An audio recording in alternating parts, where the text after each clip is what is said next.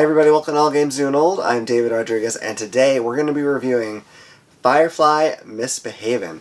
This was released in 2022 from Gale Force Nine and was designed by Jack Retta. Now this game is based off the popular TV series Firefly. This came out, gosh, I think it's been close to 20 years ago now, and people are still kind of clamoring for more content about it. It was a great show that unfortunately got really messed up by the network it was on in just tons of different ways. So, we cannot watch any more new episodes of that, but we can play games based in that universe, and Gale Force 9 has made several, so this is just one of them. To tell us a little more about it, we have our sci-fi expert, one of the clones. Name's Rex. Rex, Texmex.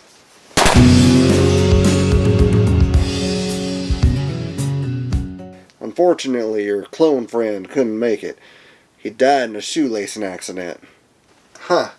So is that a cowboy?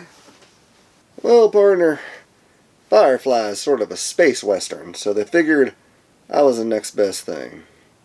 Alright, yeah, that makes sense. Can you tell us about Firefly Misbehavin? I could do you one better. I'm gonna sing you the Firefly theme song. That's amazing. I love that song. Let's hear it.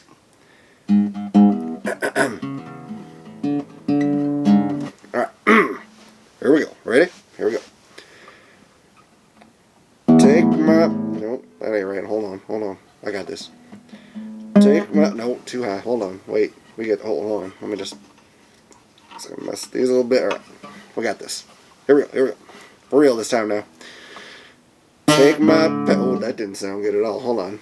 Let me figure this out. Hold on. Why there's so many strings on this thing? The heck? When the Sam Hill made that? Take my pants... No, that's not right. Hold on. I don't even think those are the words. Hold on. I got this. Let's see. Matt, I gotta strum more. That's... you put your finger there and maybe like there. That looks good, right? Take my... No. Sounds terrible. Hold on. Is this thing out of tune? What the Sam... Hold on. Okay. We're going to try it. Let's try it. Let's do like... Alright, here we go. Alright. For real this time. Now we're ready. Alright, here we go. Take my... That don't sound too bad, but it ain't right. Take... Is that even part of the song? I don't... Hold on. I don't... Is this thing made correctly? Because I'm not getting a single damn thing out of this. Alright, well... I don't think we're going to get there. Let's just go to the gameplay overview. Alright, so Firefly Misbehavin is a deck building game. It is for between 2 and 4 players and takes about 60 minutes to play. When you start the game, each player is going to pick a faction. They could be Niska, or Badger's Crew, the Alliance, or the Serenity, the popular heroes from the show. Now, each one of these different factions is asymmetric. They have their own totally different starting deck, and they tend to be good at different things. Now, in a lot of ways, this plays like many other deck building games. You start with that rather weak deck. You are going to go through and purchase cards, and eventually in this game you're going to be trying to reach a certain number of points or power on your personal board, and that's going to just depend on how many players you have in the game. Each card that you can get is going to have on it its purchase price, which doubles as its defense value. It'll also have an influence value on it, which you'll be using to purchase other cards, and it will also have a power level, which can affect things like fights or making deals, and is also used to tally up your current points that you have on your board, because as I mentioned, you're trying to reach a certain level of them.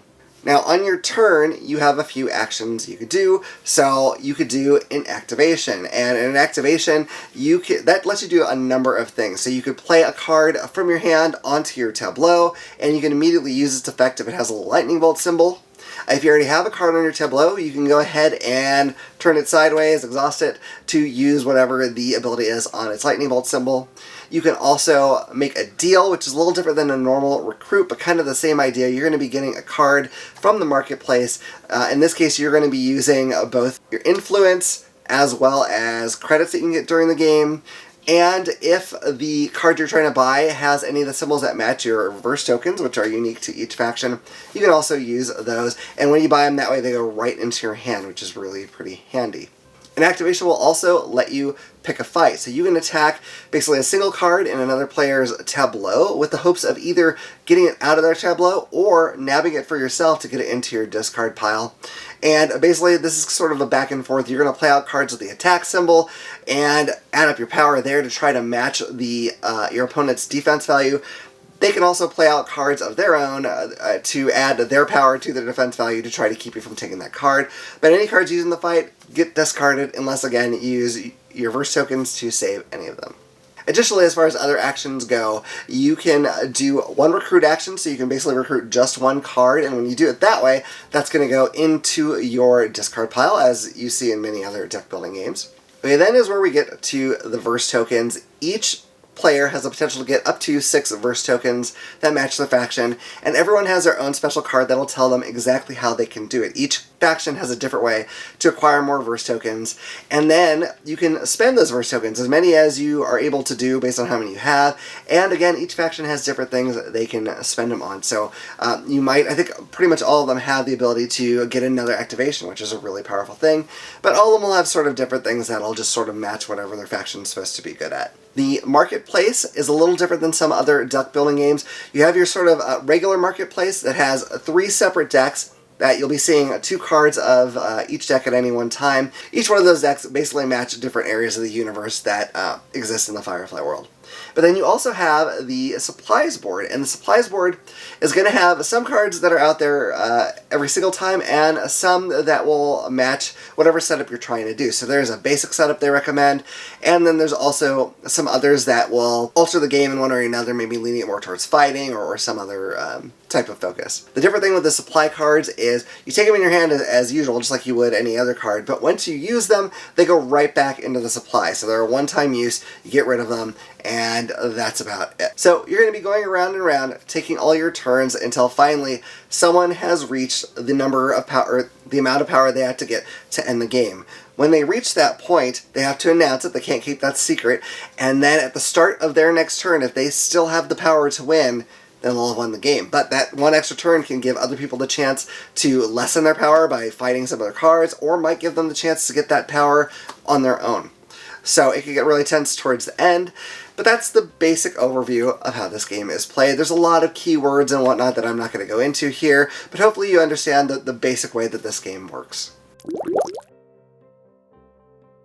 Okay, so now that we've gone over a little bit of how the game is played, let's give our opinions on this thing, starting with the art and components. Yep.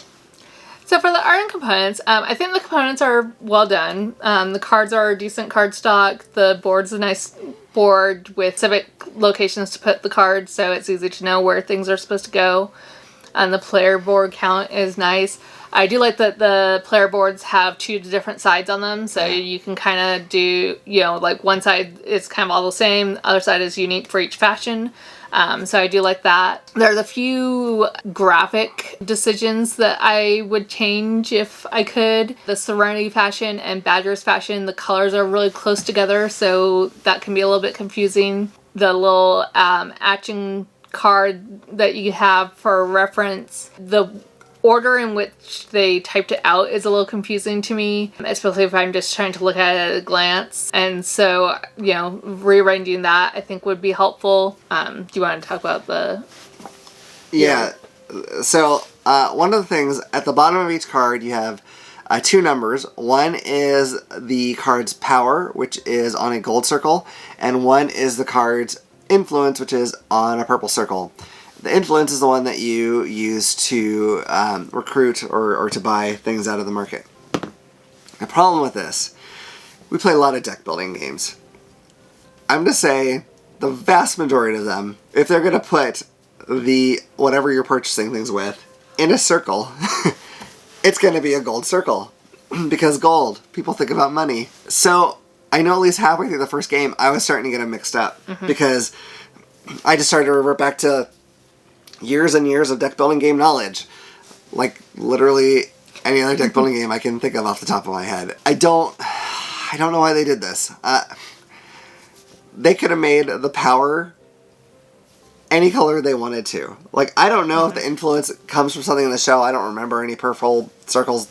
I don't know. But whatever. They could have left that the same and made the power any other color. They could have made it like a bright blue, like a really bright, super shiny, almost white blue. That would have been cool. Or anything other than gold, where it looks like money that you purchase things with. Oh, man. Yeah, that was definitely confusing. Another area where it got confusing for me, too, was the defense shield number on the top right-hand corner of the cards. That color is different depending on the fashion, and in particular with Badger's fashion, it's almost the same color as the influence, so it's a brown, but it's almost the same color as the purple. And so when I was just being the Serenity and looking over at the cards to see, like what I needed to get up to fight that card, I had a really hard time at a glance figuring out which number I had to look at. And then also just in general, just having the 3 different numbers representing different things was a little bit of a challenge and hard to keep straight of what numbers represented what. I feel like most deck builders, there'll be 1 or 2 numbers that you might have to reference, and even at that, a lot of times one card will only have 1 number, and then another card will have another number, and then you might have a few cards that have both numbers on it. But with this, all the cards have all 3 numbers on it, so it was kind of a lot to keep track of. Yeah, for sure. And that kind of brings up a little bit the rules and all kinds of weird little differences this might have to other deck builders that you might have played. The rule book seems pretty fine when you read through it, but if you have to reference that, if you have to try to find a rule in there, oh boy. Like, there's not like an index. There's a glossary of terms, but half the stuff you need will not be in that glossary of terms. I guarantee you. And sometimes an important rule is just kind of in like a random line in the middle of the paragraph in a section that you might not necessarily think suits that rule, or at least it wouldn't be the first thing that jumps into your head. So trying to look up things where you're like, okay, wait, how does this thing work again? It was a challenge. I feel like I spent way more time trying to look up rules in this that they weren't easy to find. And that's very frustrating in a game that has a lot of weird little differences to other deck builders. Yeah. It just does. So, I mean, yeah, you're going to want to look up stuff, and you're probably going to struggle with it. I don't want to come off as totally negative here. I don't usually like the picture, the movie stills, or whatever, video stills. Mm-hmm. The screenshots. Yeah, thank you. That's probably the way to put it. But I think it looks nice in this. I think somehow, for the reason or the way they combine them with the cards, I think it looks pretty dang good. Mm-hmm. I do like the board for the markets. I mean, you really need it in this game, but some deck building games are like, yeah, just put them out in a line and whatever on your table. I think this one really needed a board, and these are nice, good, thick, high-quality boards. No issue. All the tokens are real solid. I actually like the little cardboard credit tokens because they got a lot of cool little detail on them. They're pretty neat. So, as far as like the component quality, no complaints at all. There's just a few kind of design choices that I just think make things a little tougher than they need to be. Yeah, I agree. All right, so the theme of this game is the Firefly TV series and movie. I love that series and movie. They're great. They're really great. You watched a lot more recently than I have, but I really do like it a lot. I think for some reason that mix of science fiction and Western really resonated with a lot of people. I mean, a lot of people just love that series. Unfortunately, the network it was on just botched it every way they could. The way they advertised it didn't match the mood of the show at all. They played the episodes out of order, so that didn't make sense. It kept changing when it was scheduled. The show is fantastic and still never stood a chance. It just, I don't know how the TV world works, but I don't know if the network just didn't believe in it or what, but unfortunately it'll last a season because it was up against too much. Yeah. But Gale Force Nine has made a number of board games based in that universe. The first one being Firefly the game, which, you play that game and you feel like you just lived in that universe for a while. And so I was really excited about this when I saw it advertised that was coming out. I didn't know much about it other than it was a competitive deck building game. I couldn't even really see the pictures of it very well because it was like all I saw was this one like zoomed back picture of like everything laid out, which is fine, but you can't see what the art looks like, anything. But I was really excited because I was like, well, if I can get some semblance of that feel in a much shorter game, great, because, you know, the original Firefly game is pretty dang long. And it's a deck builder, so how could you possibly go wrong? So, I do think this game is heavily thematic. Like, it feels like a very thematic game. The problem is, I don't feel like that theme is Firefly very much. Each faction, I think, feels like the faction they are. Yeah, the cards are very thematic. Like, the cards make sense for, like, the actions that you can take on those cards make sense for that character or item from the show. But the game play itself doesn't fit in. Yeah, it's like, there is definitely conflict between these groups in the show, but this feels almost more like an all-out war where they're always in each other's faces, which isn't really... I mean, it's been a bit. You can tell me if I'm wrong. I feel like, you know, the Serenity was always kind of just trying to stay under the radar of most of these people, or do jobs occasionally for certain of them. Yeah. But there's definitely times when they, you know, like, they would definitely take jobs orders from Badger, but, you know, and not completely trust him. But, you know, it wasn't like, but it was still kind of like Serenity and Badger versus the Alliance, or, you know, like, and everyone against the Reavers. But, like, that doesn't have that feel here at all. It's all kind of a all for one. Yeah, it kind of makes me feel like they're like, okay, Firefly factions, but it's Star Wars. A bit. It's not all combat. There's other ways you can mess with each other, but like, it's a very strange thing. Like, you know, Mal was not always like, we must gather more power to be the most powerful whatever is in... That wasn't... That's not what it was about. It's weird. And again, the stuff you do feels interesting. It does feel thematic. It just feels like some kind of alternate reality version of Firefly to me. Yeah. Like, it doesn't quite feel like that show at all. Yeah, no, like I said, you know, the theme is definitely there within the cards themselves, but once you get to the actual gameplay, the theme kind of falls wayside as far as the theme of Firefly. Yeah, and you know, on the cover of the box it says that this is, I think, they call it, it's a factions deck building game. So I don't know if they're going to do this with other IPs that they have or going to make up. I'm not sure. I can't even remember what else. I know they have like WWE, and I think I don't know if they still have Spartacus or what. I'm not sure. I don't know if they're going to do that or not, but, you know, it could be one of those things where they're trying to make it versatile for a lot of different things, and so it may not necessarily fit any of them that well. I don't know. Either way, it definitely doesn't quite match up with this this theme very well. Yeah. So, starting off, I am also a big fan of the show. I've talked about my fabric business and doing artwork. I actually did my own fan art of the show. You know, my shirt has Zoe on it.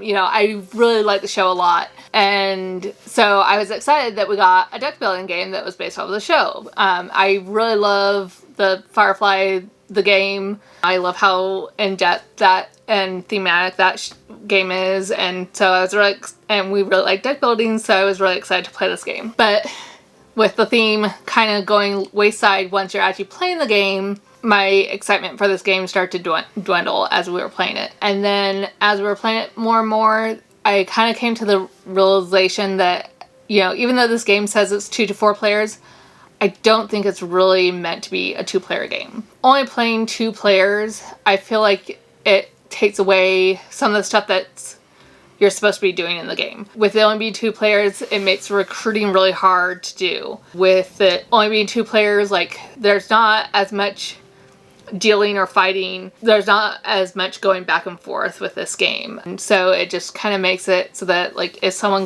gets ahead and pulls out a strong lead, there's not really much the other person can do about it. Yeah, I agree with that. It's one of those things that I understand why game companies put as wide a range as possible that they can on the games. Because, I mean, it does function at 2. But I do wish that they had has some kind of indicator that really it's best at 3 and 4, but you can play it with 2. Because, like, the problem is, at 2 players, is if someone gets a lead, like, if you're not neck and neck the entire time, it's really hard to catch up at that point. Like, it's basically over, because You just can't stop that boulder once it starts rolling down the hill, basically. With multiple players, you have more options because if someone's getting ahead, you have more than one person using resources to stop that person from winning. Mm-hmm. So it would make it a much tighter game, but as it is, it's like, well, I have to, like, if I'm losing, which is usually the case, like, I have to amass power on my board. Now, if I want to fight her, I'm not to use some of that power. I could, use my verse tokens to retain the cards I use if I have them, but if I don't, those go away, and so now I don't have some power on my board. So even though I'm slowing her down, I'm also slowing myself down. Yeah. Kind of making it not that much of a game. Like, it just delays. It delays her win, in this case. It doesn't put me ahead. Yeah. It's just like, well, haha, I slowed you down, but I'm also weaker now. Yeah. Cool. Like, it's kind of shooting yourself in the foot to spite your face. Yeah, it's just... Yeah, the thing about it is that's a good example of this, is that I'm going to compare it to another deck building game we reviewed recently in Kamigami Battles. Also competitive deck builder. Very different games, otherwise. But there's reasons I'm going to compare them. One of the biggest is they both have sort of the same problem as each other. Okay, they're both deck building games. If you've played deck building games, you kind of have an idea of what to expect. Both of them make doing the kind of normal stuff of deck building games much more challenging than it is in any other deck building game. So it feels like you're struggling to do really basic things. Maybe if you haven't played another deck building game, you wouldn't even bat an eye at this. Yeah. I don't know. And I know some people like having more restriction on them and what they could do and trying to work with that. That's fine. But it just feels punishing to me. Like, if I want to use one of my cool abilities of the cards I put on my tableau, I have to exhaust it, turn it sideways, right? Okay, that's fine. That's totally reasonable. I understand you can't just, like, launch them all off all over the place necessarily, but for every card at the end of my turn that I have turned sideways, I draw one less card for the next turn. That's a big deal. That is a big, big deal, because it's hard to recruit in this game. And if you have one less card, that's less recruiting ability you probably have. Man, it is so punishing to do anything that should be really cool. Like, oh, I've got this neat thing that lets me do this. Oh, but if I do that, it's going to screw me for next turn. Huh.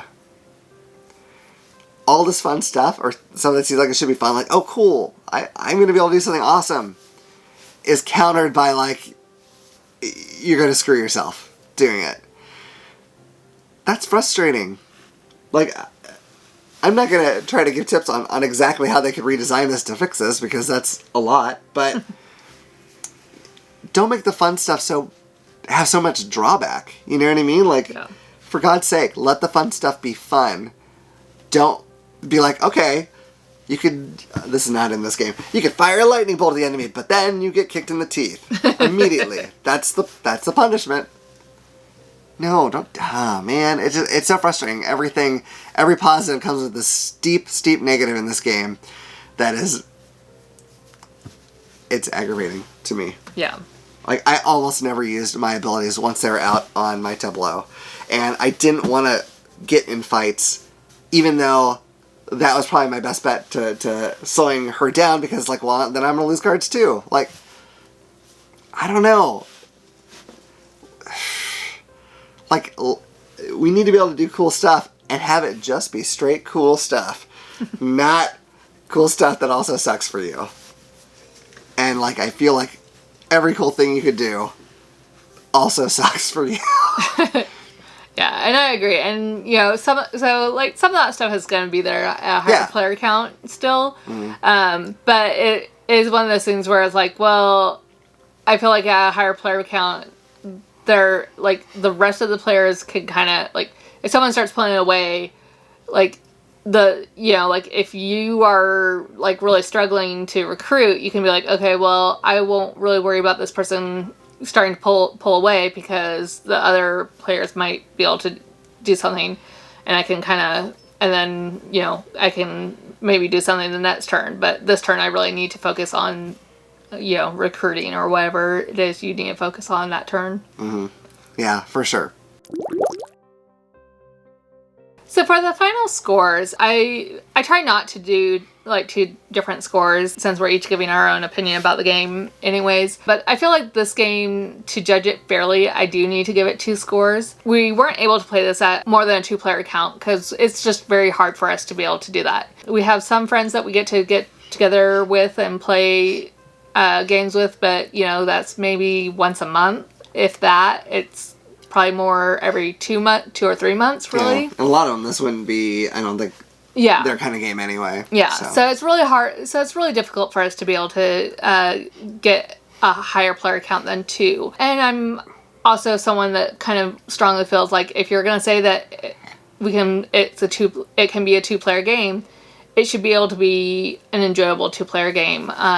You know, I see a lot of other games where it's a game that's really supposed to be played at 3 or 4 players, so they'll either adjust the rules for a 2-player game, or they'll have an AI, or they do something to kind of help balance out that 2-player count. And this game doesn't have that. And so I think if we could play it at a higher player count, I would find this game a lot more enjoyable. I see a lot of potential with this game, and so if it plays the way that I think it would play at a higher player count, I would probably be giving this a 6, maybe even a 7, depending on the people that we played with. But as a 2-player game, I really feel like it's kind of broken, and so for me it's gonna be like a 3 at a 2-player count. There's not enough being able to go back and forth, and I just feel like it's really hindered at a 2-player.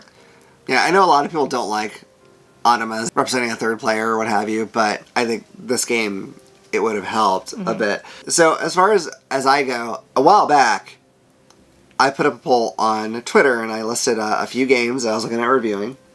And I said, what are you most interested in seeing me review? And this one won out. I don't remember what the other ones were right now, but it doesn't matter. Anyway, this one won out. So it's like, okay, I do have a few other reviews in the queue that I have to get to, and then I'll do this one. And we played this game pretty close to when I got the results for that poll. And you know, after playing it, I remember walking away and thinking, like, oh, that was alright. You know, some stuff we need to probably figure out, because, again, rules, looking them up. It was not easy. But then, a funny thing happened. I did not feel like playing this at any point. We did play it again, but we played it because we were gonna, I had the poll, people wanted to see this as a review, and so we played it again. But, man, it was a struggle to get up the motivation to do it. And that sounds really, really negative, I suppose. I want to make it clear, I don't hate this game. I don't think it's even a bad game or a game that I don't even think I dislike it. But, you know, we don't always mention how we look at our rating scale and what exactly that means. You know, for me, a 10 is a game that is either perfect or it has flaws that are so overshadowed by how good the rest of it is that those flaws just don't matter.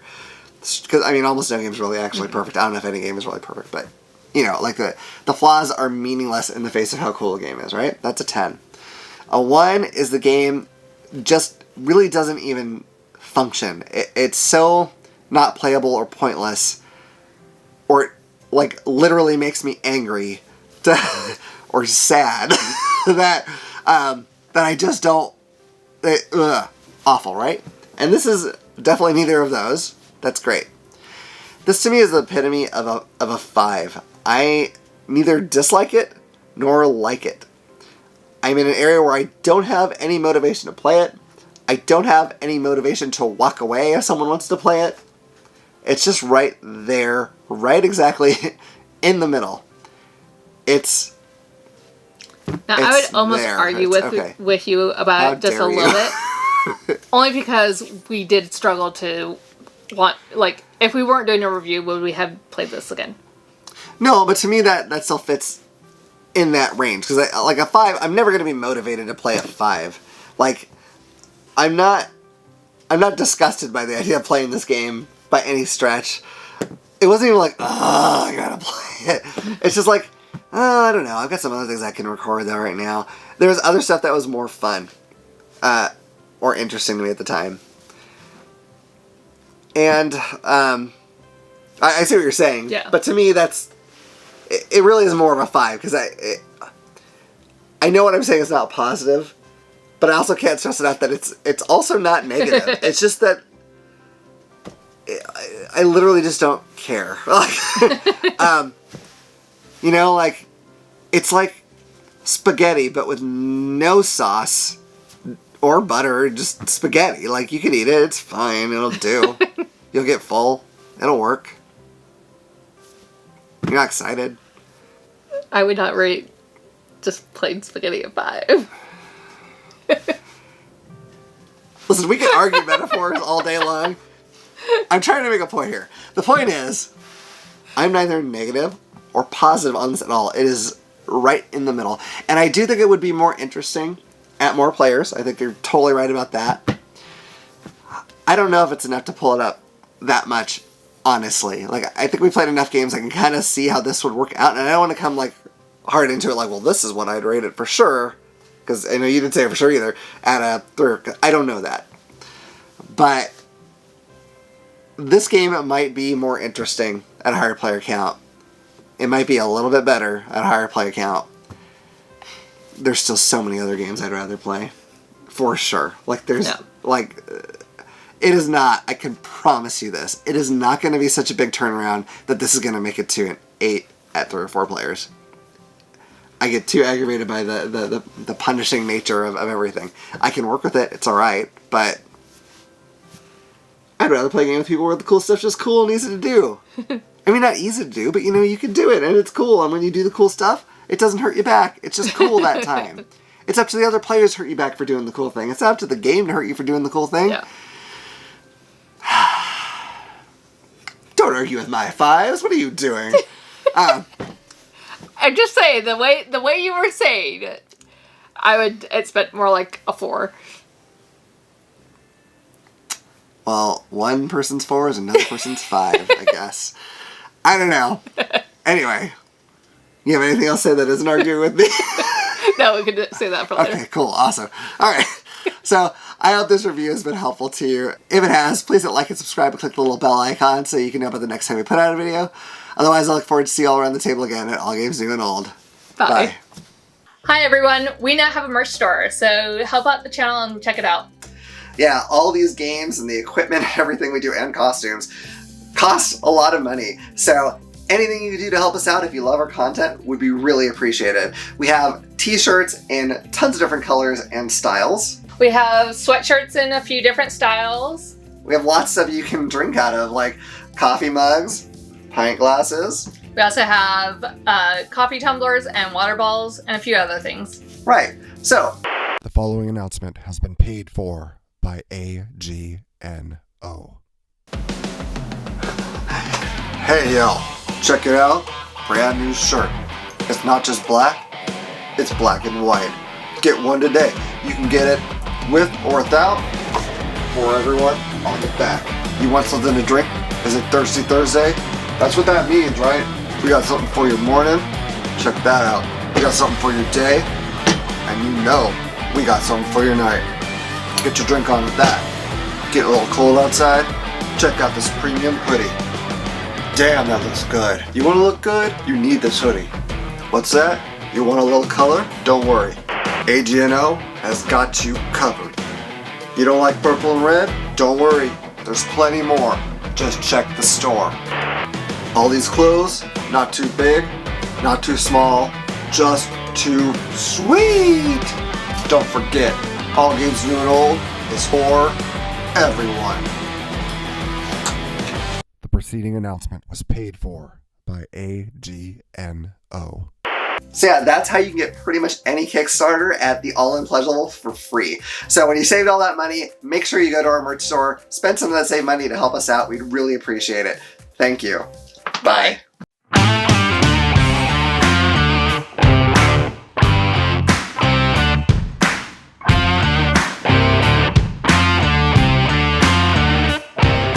When you start the game, each blah, blah, blah. All right. If they wanted perfection, they wouldn't watch us. That's... I am also a huge Firefly I like you being a Firefly flan. Like a dessert that looks like a Serenity. That'd be amazing. That's a flan. Starting off, I am also a Firefly. I cannot say it. Firefly fan. Here, you can say, starting off, I really am a big... I'll go. Firefly fan. And then you just continue. You gonna do that? No. Okay. If you enjoyed that video, you might also like this one. Or this one. If you like any of our videos, what you should do is click this little button to subscribe so you'll know about the next time we put out a video. We'll see you around the table. Bye. Bye.